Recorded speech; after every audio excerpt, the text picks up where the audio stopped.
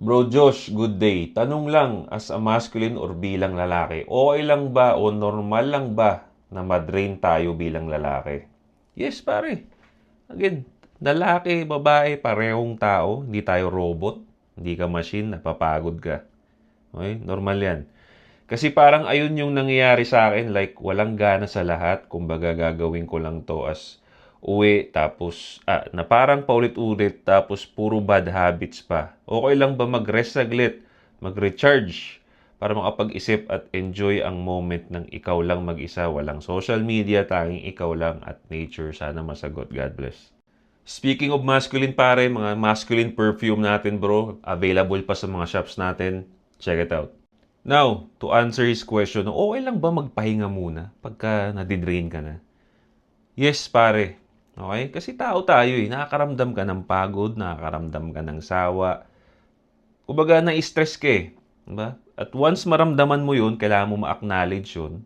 At take a break, di ba? Bakasyon ka muna. Pero pare, take note.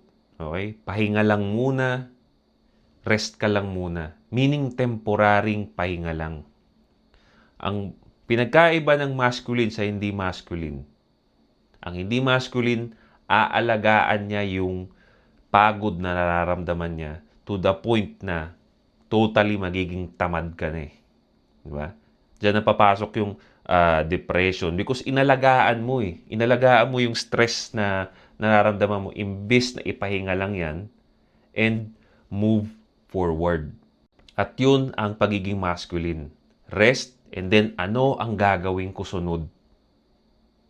Acknowledge the problem, acknowledge yung nararamdaman mo, pero ano ang gagawin ko sunod para maresolba to?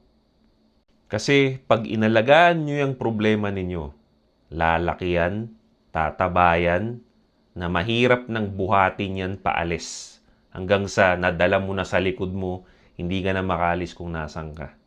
Kaya always take a rest temporarily and then go ahead, move forward agad. Right mga pare? Stay strong.